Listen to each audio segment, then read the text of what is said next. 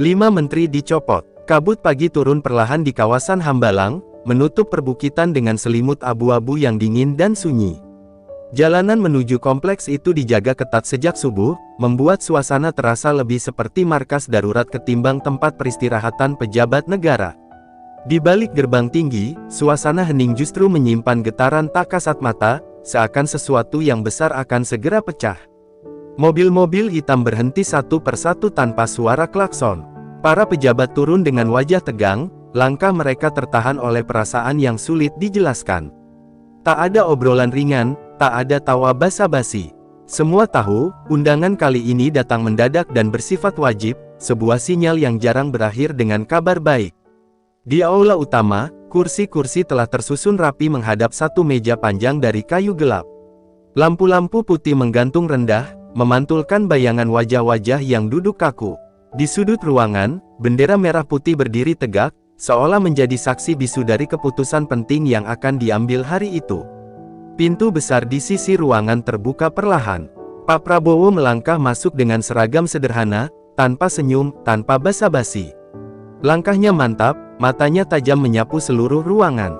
Tidak satu pun hadirin berani memalingkan pandangan. Udara seketika terasa lebih berat dari sebelumnya. Ia berdiri sejenak, membiarkan keheningan bekerja. Detik demi detik berlalu tanpa sepatah kata, namun justru itulah yang membuat jantung berdegup lebih kencang. Setiap orang di ruangan itu sadar, diamnya Prabowo seringkali lebih menakutkan daripada amarah yang meledak-ledak. Di hadapannya tergeletak beberapa map tebal dengan warna berbeda. Salah satunya tampak lebih mencolok, diletakkan paling atas. Prabowo menyentuh map itu perlahan, seakan sedang menimbang konsekuensi dari setiap halaman di dalamnya. Tatapannya sesekali mengarah ke barisan menteri, membuat sebagian dari mereka menunduk tanpa sadar.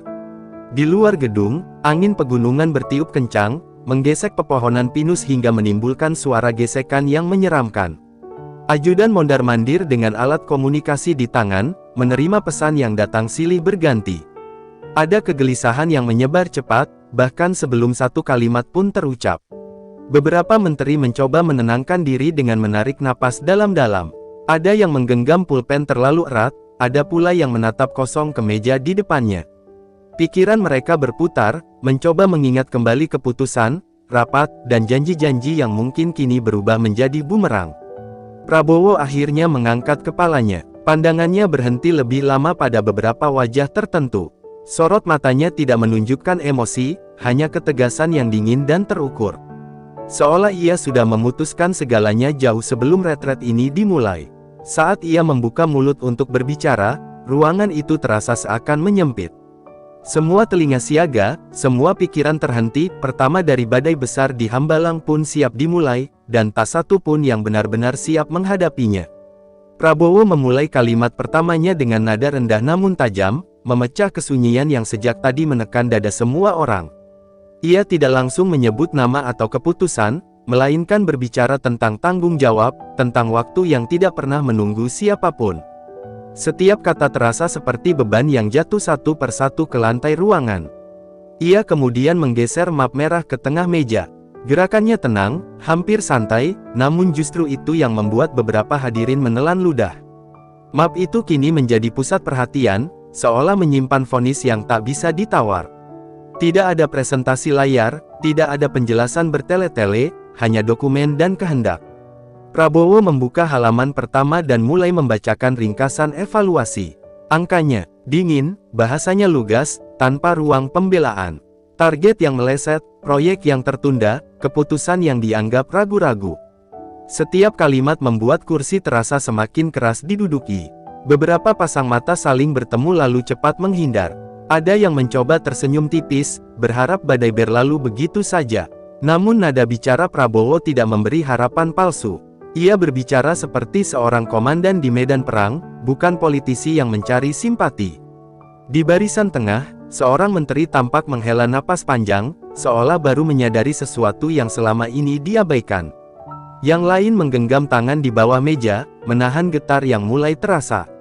Tidak ada yang berani menyela, karena semua paham, interupsi hanya akan mempercepat kehancuran. Prabowo berhenti sejenak, menutup map itu kembali. Keheningan kembali mengambil alih, kali ini lebih berat dari sebelumnya. Ia mengedarkan pandangan, memastikan setiap orang memahami makna dari jeda tersebut. Ini bukan rapat, ini pengadilan tanpa palu hakim. Di luar gedung, kabut mulai menipis, namun suasana di dalam justru semakin pekat. Ajudan yang berdiri di dekat pintu menegakkan tubuh, bersiap menerima perintah mendadak. Telepon genggam yang sebelumnya bergetar kini dibiarkan sunyi, seakan dunia luar sengaja dijauhkan dari momen ini. Dengan suara lebih tegas, Prabowo menegaskan bahwa negara tidak bisa dipimpin oleh keraguan dan hitung-hitungan pribadi. Ia menyinggung kepercayaan rakyat yang tidak boleh dikhianati oleh kelambanan.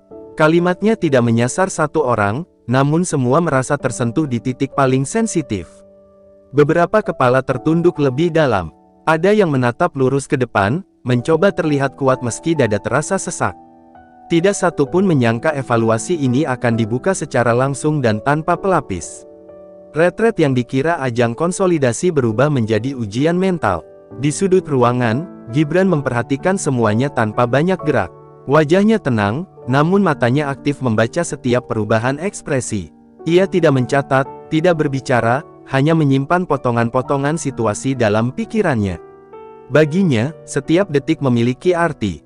Prabowo lalu menyampaikan bahwa keputusan akhir akan diumumkan setelah sesi ini berakhir. Kalimat itu justru menambah tekanan, karena ketidakpastian seringkali lebih menyakitkan daripada vonis langsung. Semua orang kini terjebak dalam waktu yang berjalan lambat. Saat ia menutup pernyataannya, tak ada tepuk tangan, tak ada respons. Hanya deru napas yang terdengar samar, dari drama Hambalang telah terbuka, dan semua yang hadir sadar, tak akan ada yang pulang dengan perasaan yang sama seperti saat mereka datang. Setelah sesi utama berakhir, ruangan tidak langsung ditinggalkan. Para menteri tetap duduk di tempat masing-masing, seolah kursi itu menahan mereka untuk tidak bergerak terlalu cepat. Tidak ada yang berani berdiri lebih dulu, karena satu gerakan kecil saja terasa seperti kesalahan besar di tengah suasana yang belum sepenuhnya reda. Prabowo melangkah ke sisi ruangan, berbicara singkat dengan beberapa staf kepercayaannya. Nada suaranya rendah, namun raut wajahnya menunjukkan fokus penuh. Setiap instruksi disampaikan tanpa keraguan, seakan skenario ini sudah lama disiapkan dan kini hanya tinggal dijalankan. Di luar aula, langit Hambalang mulai berubah warna. Awan bergerak perlahan, membentuk bayangan panjang di tanah. Beberapa pengawal memperketat penjagaan, menutup akses keluar masuk. Tidak ada yang diizinkan meninggalkan kawasan sebelum agenda selesai sepenuhnya. Kembali ke dalam, suasana semakin terasa berat. Beberapa menteri mulai menyadari bahwa keputusan yang akan diumumkan bukan sekadar peringatan keras. Ada sesuatu yang lebih final, lebih menentukan, dan tidak memberi ruang untuk perbaikan bertahap. Seorang menteri senior mencoba mengumpulkan keberanian untuk angkat bicara, namun urung. Tatapan Prabowo yang sesekali mengarah ke meja utama cukup untuk mematahkan niat itu. Kata-kata terasa sia-sia di hadapan keputusan yang sudah mengeras. Gibran masih berada di tempatnya, kali ini bersandar sedikit ke belakang. Ia memperhatikan siapa yang gelisah, siapa yang berusaha terlihat tenang, dan siapa yang mulai pasrah. Dalam benaknya, ia menyusun peta baru tentang kekuatan dan kelemahan, tentang siapa yang akan bertahan dan siapa yang akan tersingkir. Waktu berjalan lambat, namun tegang. Jam dinding berdetak jelas, suaranya terdengar lebih keras dari biasanya. Setiap detik yang berlalu menambah tekanan, membuat pikiran para hadirin berputar tanpa arah. Prabowo kembali ke posisi semula dan berdiri di depan meja panjang. Ia tidak membawa map kali ini, hanya kedua tangannya yang bertaut di depan dada. Gestur itu sederhana, namun memberi isyarat bahwa fase berikutnya akan segera dimulai. Ia berbicara tentang arah besar pemerintahan, tentang kecepatan yang harus dijaga, dan tentang loyalitas yang tidak bisa setengah-setengah. Tidak ada nama disebut, namun maknanya jelas. Ini adalah garis batas antara yang sejalan dan yang tertinggal. Beberapa wajah tampak memucat, ada yang menelan ludah, ada yang menarik napas panjang seolah mencari kekuatan terakhir. Mereka mulai memahami bahwa retret ini bukan tempat untuk menyelamatkan posisi, melainkan panggung untuk menentukan nasib. Di sudut ruangan, ajudan menerima pesan singkat lalu mengangguk pelan. Informasi dari Jakarta terus berdatangan, menandakan bahwa getaran Hambalang sudah mulai terasa jauh ke pusat kekuasaan. Isu pergantian menteri mulai berembus sebelum pengumuman resmi disampaikan. Ketika Prabowo menghentikan bicaranya, tidak ada jeda basa-basi. Semua mata tertuju padanya, menunggu kelanjutan yang tak terhindarkan. Babak ini belum mencapai puncaknya, namun arah cerita sudah jelas. Hambalang bukan lagi sekadar tempat retret, melainkan titik balik yang akan mengubah segalanya. Suasana aula akhirnya pecah ketika Prabowo memanggil satu nama untuk berdiri. Suaranya tidak keras, namun cukup untuk membuat semua orang menegakkan punggung. Nama itu bergema di ruangan, disambut kursi yang bergeser pelan dan napas yang tertahan. Orang yang dipanggil bangkit dengan langkah berat, sadar bahwa sorotan kini tertuju padanya. Prabowo menatapnya tanpa ekspresi berlebih. Ia tidak menuduh, tidak menghakimi, hanya mengulang ringkasan tanggung jawab yang belum tertunaikan. Kalimatnya singkat, langsung ke inti, seolah menutup ruang pembelaan sejak awal. Setiap kata terasa final, bukan undangan untuk berdiskusi. Nama kedua menyusul, lalu yang ketiga. Ketegangan merambat seperti arus listrik di antara kursi-kursi. Mereka yang belum dipanggil mulai menghitung kemungkinan, mencoba menebak urutan yang tak terlihat. Keringat dingin muncul di pelipis, meski ruangan tetap sejuk.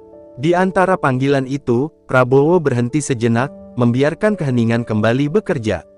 Ia menyebutkan standar yang harus dijaga dan konsekuensi bila gagal. Bukan ancaman, melainkan prinsip yang ditegakkan tanpa kompromi. Hadirin mulai memahami bahwa ini bukan sekadar peringatan terakhir. Gibran mengamati perubahan dinamika dengan saksama. Ia menangkap momen ketika rasa takut berubah menjadi penerimaan. Di titik itulah, menurutnya, keputusan besar akan diterima tanpa perlawanan. Wajahnya tetap tenang, namun pikirannya melangkah lebih jauh dari ruangan itu. Ajudan bergerak cepat menyiapkan dokumen lanjutan. Map-map baru dibagikan tanpa suara, rapi dan terukur. Isinya bukan evaluasi, melainkan penugasan sementara untuk memastikan roda pemerintahan tidak tersendat. Detail teknis disusun agar transisi berjalan mulus. Prabowo lalu menyampaikan bahwa keberanian memimpin juga berarti berani mengganti. Ia menegaskan bahwa perubahan ini tidak ditujukan untuk mempermalukan siapapun, melainkan untuk menyelamatkan arah besar negara. Nada bicaranya tegas, namun tidak emosional. Beberapa menteri yang dipanggil mengangguk pelan. Ada yang mencoba menjaga martabat dengan berdiri tegak, ada pula yang memilih menunduk. Tidak ada protes, tidak ada bantahan. Kesadaran kolektif terbentuk bahwa keputusan ini tidak bisa digoyahkan. Di luar, awan kembali menutup matahari. Bayangan bergerak di lantai aula, menambah kesan dramatik. Pengawal memperketat posisi, memastikan tidak ada gangguan dari luar. Hambalang terasa terisolasi, seperti dunia kecil yang menentukan masa depan besar. Prabowo mengakhiri sesi dengan instruksi singkat kepada timnya. Ia menyebutkan tenggat waktu dan garis komando yang baru. Semua dicatat, semua dipahami. Tidak ada ruang abu-abu, setiap peran kini jelas. Gibran bangkit setelah isyarat penutup diberikan. Ia tidak langsung keluar, memilih menyalami beberapa pihak dengan gestur sederhana. Dalam langkahnya yang tenang, tersimpan kesiapan untuk bergerak lebih cepat dari yang lain. Ketika pintu aula terbuka dan para hadirin mulai keluar satu persatu, udara segar menyambut dengan dingin yang menusuk. Namun beban di pundak mereka belum berkurang, telah terbuka lebar, pengumuman tinggal menunggu waktu, dan dampaknya akan mengguncang pusat kekuasaan. Lorong panjang menuju ruang istirahat dipenuhi langkah-langkah pelan. Para menteri berjalan tanpa suara, seakan takut gema sepatu mereka memantul terlalu keras. Wajah-wajah yang tadi duduk sejajar kini terlihat berbeda, ada yang kaku menahan emosi, ada pula yang mulai pasrah pada arah nasib yang tak bisa dihindari. Di salah satu sudut bangunan, beberapa ajudan berkumpul membentuk lingkaran kecil. Percakapan mereka singkat dan terputus-putus, penuh kode dan isyarat. Informasi sensitif bergerak cepat dari satu tangan ke tangan lain, menandakan bahwa fase tertutup akan segera berubah menjadi konsumsi publik. Prabowo memilih menyendiri di ruang kerjanya. Jendela besar di depannya menghadap lembah yang tertutup kabut tipis. Ia berdiri diam cukup lama, seolah memastikan bahwa keputusan yang baru saja diambil benar-benar selaras dengan keyakinannya. Baginya, ketegasan bukan pilihan, melainkan kewajiban. Di sisi lain kawasan, Gibran memanfaatkan waktu jeda itu dengan bergerak senyap. Ia menemui beberapa tokoh kunci secara bergantian, tanpa agenda resmi. Pembicaraan berlangsung singkat namun padat, membahas stabilitas dan kesinambungan. Tidak ada janji berlebihan, hanya kesepahaman yang dibangun pelan-pelan. Kabar mulai merembes keluar Hambalang. Beberapa media menerima petunjuk samar dari sumber anonim, memicu spekulasi yang semakin liar. Judul-judul besar mulai disiapkan, menunggu satu konfirmasi terakhir. Jakarta, tanpa disadari, sedang bersiap menghadapi guncangan politik. Kembali ke aula, tim inti presiden menyusun skema transisi. Nama-nama pengganti dipetakan berdasarkan kompetensi dan loyalitas. Setiap opsi dipertimbangkan dengan cermat, karena kesalahan kecil saja bisa berujung pada gejolak lebih besar. Sementara itu, menteri-menteri yang telah dipanggil sebelumnya duduk terpisah, menunggu instruksi lanjutan. Tidak ada percakapan di antara mereka. Keheningan itu lebih keras daripada perdebatan apapun, menandakan berakhirnya sebuah fase dalam karir politik mereka. Prabowo akhirnya memanggil kepala tim komunikasinya. Instruksi diberikan singkat dan jelas, tidak ada kebocoran setengah-setengah. Pengumuman harus tegas, rapi, dan tidak menyisakan celah tafsir. Pesan yang ingin disampaikan sederhana, pemerintahan bergerak maju tanpa ragu. Menjelang senja, udara Hambalang terasa lebih dingin. Lampu-lampu mulai menyala, menerangi jalan setapak dan bangunan utama. Suasana berubah menjadi hening yang waspada, seperti detik-detik sebelum sesuatu diumumkan ke dunia luar. Gibran berdiri sejenak di teras, memandang langit yang mulai gelap. Ia menyadari bahwa langkah-langkah kecil yang diambil hari ini akan membentuk perannya ke depan. Tanpa sorotan berlebih, ia telah menempatkan dirinya di pusat arus perubahan. Di kejauhan, suara helikopter terdengar mendekat, membawa tim tambahan dan perlengkapan komunikasi. Hambalang kembali hidup, namun dengan energi yang berbeda. Semua bergerak cepat, seolah waktu tiba-tiba dipercepat. Malam itu, sebelum satu pernyataan resmi pun keluar, semua yang berada di kawasan itu sudah memahami satu hal. Keputusan besar telah dikunci, jalur telah ditentukan, dan cerita ini baru mendekati titik baliknya, selanjutnya tinggal menunggu momen untuk meledak ke permukaan.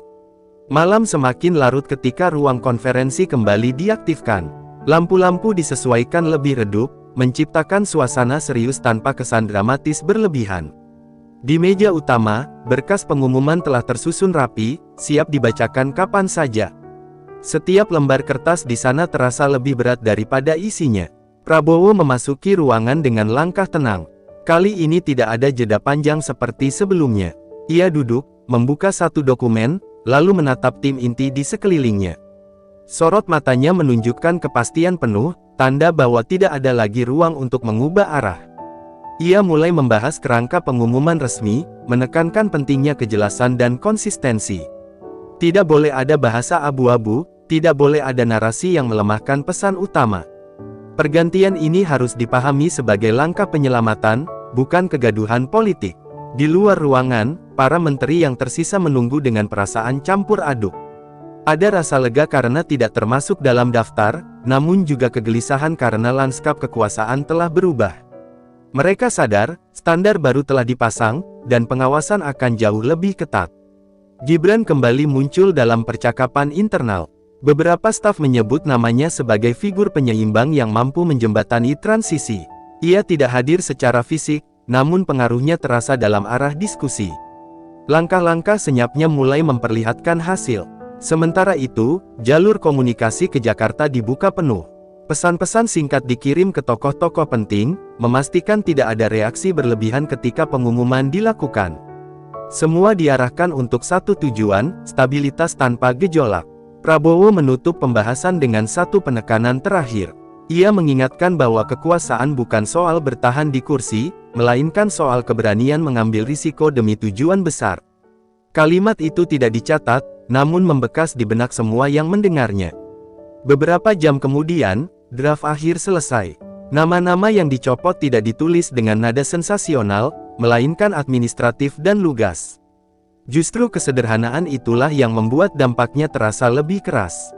Di sudut lain kawasan, Gibran menerima kabar bahwa waktu pengumuman telah ditentukan. Ia tidak menunjukkan reaksi berlebihan, hanya mengangguk singkat. Dalam benaknya, ia sudah menyiapkan langkah lanjutan untuk meredam efek samping yang mungkin muncul. Angin malam kembali bertiup kencang, menggoyangkan pepohonan di sekitar kompleks. Hambalang terasa seperti pusat gravitasi baru, menarik perhatian politik nasional meski belum satu kata pun diumumkan ke publik. Para pengawal bersiaga penuh, sementara tim komunikasi memeriksa ulang setiap detail teknis. Tidak boleh ada kesalahan suara, tidak boleh ada jeda canggung. Momen ini harus berjalan presisi. Menjelang dini hari, Prabowo berdiri sendirian sejenak sebelum meninggalkan ruangan. Ia tahu, begitu pengumuman keluar, tidak ada jalan kembali. Namun ekspresinya tetap tenang, seolah yakin bahwa badai yang akan datang justru diperlukan. Di balik keheningan Hambalang, sebuah babak baru hampir resmi dimulai. Keputusan telah dikunci, aktor-aktor mulai menempati posisi baru, dan publik hanya tinggal menunggu detik ketika semuanya terbuka ke permukaan. Pagi berikutnya datang tanpa suara riuh, namun membawa ketegangan yang belum luruh. Kabut kembali menggantung rendah, seolah Hambalang menahan napas sebelum menyaksikan sesuatu yang tak bisa ditarik kembali. Aktivitas di dalam kompleks meningkat sejak fajar, langkah-langkah cepat menyusuri lorong dengan tujuan yang jelas. Ruang konferensi disiapkan ulang dengan tata letak berbeda. Meja utama diposisikan lebih dekat ke podium, menciptakan kesan langsung dan tegas. Kamera-kamera uji coba dinyalakan sebentar lalu dimatikan, memastikan semuanya siap tanpa menarik perhatian berlebihan. Prabowo tiba lebih awal dari jadwal. Ia tidak membawa map tebal kali ini, hanya selembar naskah yang telah ia hafal di luar kepala. Wajahnya tenang, namun sorot matanya menunjukkan kesadaran penuh akan dampak dari setiap kalimat yang akan keluar. Di ruang terpisah, beberapa menteri yang namanya tercantum dalam pengumuman resmi diminta bersiap. Tidak ada pengawalan khusus, tidak ada perlakuan istimewa.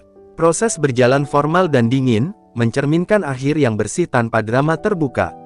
Sementara itu, Gibran sudah berada di jalur komunikasi sejak pagi.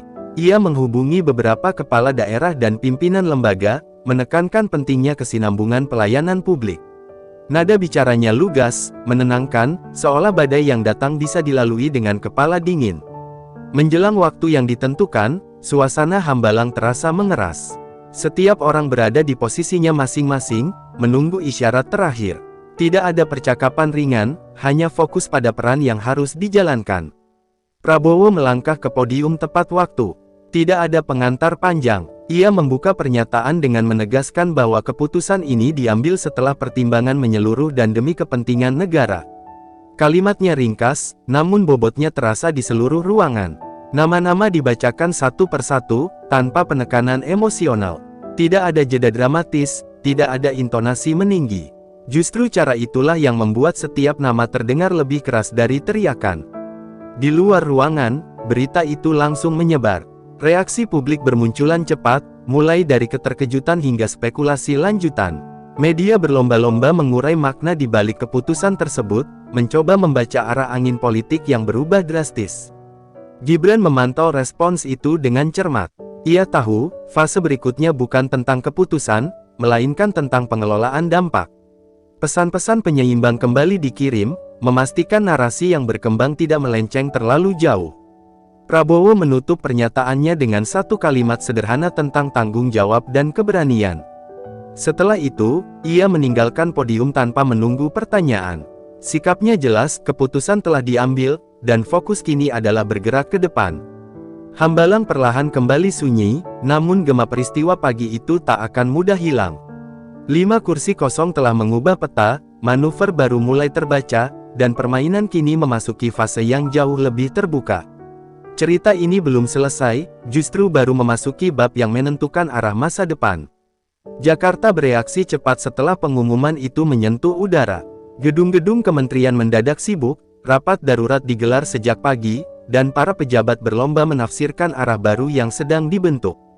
5 kursi kosong menjadi pusat perhatian, bukan hanya soal siapa yang pergi, tetapi siapa yang akan mengisi dan dengan agenda apa. Di internal partai-partai pendukung, suasana tak kalah tegang.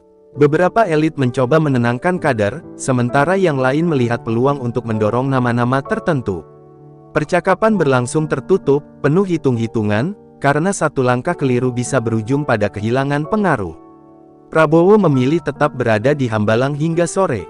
Ia menerima laporan singkat dari berbagai lini, memastikan transisi berjalan tanpa hambatan. Tidak ada euforia di wajahnya, hanya fokus yang konsisten, seolah keputusan besar itu hanyalah bagian dari rangkaian tugas yang lebih panjang. Di tengah riuhnya reaksi, Gibran mulai terlihat lebih aktif di ruang publik. Ia menghadiri agenda singkat, berbicara soal kesinambungan dan kerja nyata. Ucapannya sederhana, namun memberi sinyal bahwa pemerintahan tetap solid meski perubahan besar baru saja terjadi. Beberapa kalangan mulai membaca geraknya sebagai manuver krusial. Bukan untuk menyaingi, melainkan mengisi ruang yang tercipta agar tidak diambil pihak lain. Ia tampil sebagai penghubung, menjembatani ketegasan di puncak dengan stabilitas di lapangan. Di balik layar, tim kecil menyusun skenario penempatan figur sementara. Nama-nama teknokrat kembali disebut, dianggap mampu bekerja cepat tanpa beban politik berat. Pertimbangan ini menunjukkan bahwa arah baru menuntut hasil, bukan sekadar keseimbangan kekuatan. Sementara itu, mantan menteri yang dicopot memilih jalannya masing-masing. Ada yang menghilang dari sorotan, ada pula yang mulai memberi isyarat akan berbicara di waktu tepat. Namun untuk sementara, semuanya tertahan oleh besarnya dampak keputusan tersebut. Media terus menggali, mencoba menemukan retakan atau konflik tersembunyi. Namun narasi yang muncul justru menunjukkan satu garis tegas, kendali berada di tangan presiden, dan perubahan tidak akan ditunda demi kenyamanan siapapun. Prabowo akhirnya meninggalkan Hambalang menjelang malam. Tidak ada pernyataan tambahan, tidak ada klarifikasi lanjutan. Keheningan itu justru memperkuat pesan bahwa bab ini telah ditutup dengan rapi. Di Jakarta, Gibran kembali menggelar pertemuan terbatas. Fokusnya satu, memastikan roda pemerintahan tidak tersendat oleh kegaduhan. Ia menegaskan bahwa pekerjaan sehari-hari harus tetap berjalan, seolah gejolak besar tadi hanyalah latar belakang. Publik mulai menyadari bahwa ini bukan sekadar reshuffle, melainkan perubahan ritme.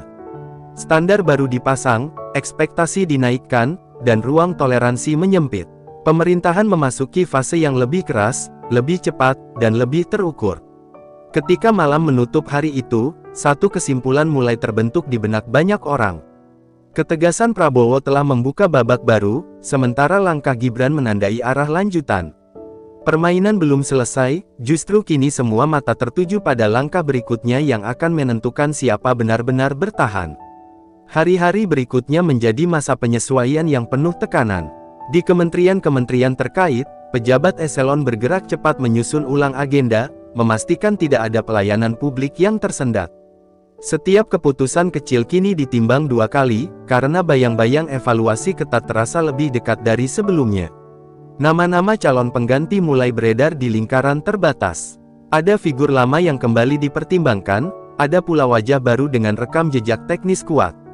Diskusi berlangsung intens, bukan soal popularitas, melainkan kecepatan eksekusi dan keberanian mengambil keputusan. Prabowo memimpin langsung rapat koordinasi lintas sektor. Gaya bicaranya ringkas, fokus pada target dan tenggat. Ia menutup setiap sesi dengan penugasan jelas, memastikan tidak ada interpretasi ganda.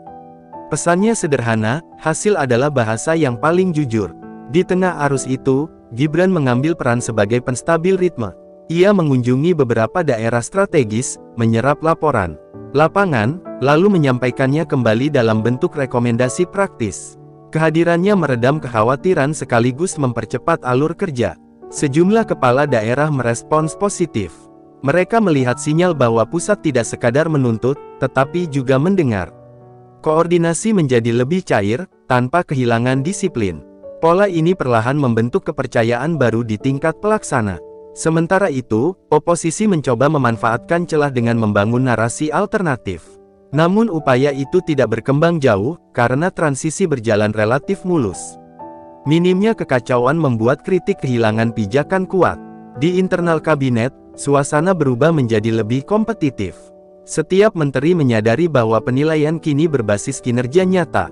Rapat-rapat menjadi lebih singkat, keputusan lebih tegas, dan laporan lebih terukur. Gibran mulai terlihat sebagai simpul koordinasi yang efektif. Tanpa banyak pernyataan publik, ia menyelaraskan kebutuhan daerah dengan prioritas nasional. Langkah-langkahnya tenang, namun dampaknya terasa pada kecepatan respons pemerintah. Prabowo memperhatikan dinamika ini dengan seksama. Ia memberi ruang, namun tetap memegang kendali. Baginya, kepemimpinan adalah soal mengatur tempo, kapan menekan, kapan memberi kepercayaan. Media mencatat perubahan suasana. Tajuk-tajuk mulai bergeser dari spekulasi ke hasil awal, proyek yang kembali bergerak, kebijakan yang dipercepat, dan komunikasi yang lebih lugas. Persepsi publik perlahan membaik. Di balik semua itu, para aktor lama menunggu momen. Ada yang bersiap kembali dengan wajah baru, ada yang memilih menepi. Peta kekuasaan belum final, namun garis besarnya sudah tergambar. Menjelang akhir pekan, satu hal menjadi jelas. Keputusan di Hambalang bukan penutup, melainkan pembuka. Dengan ketegasan di puncak dan manuver yang presisi di lapangan, pemerintahan memasuki fase yang menuntut konsistensi. Siapa yang mampu mengikuti irama akan bertahan, sisanya akan tersisi oleh waktu.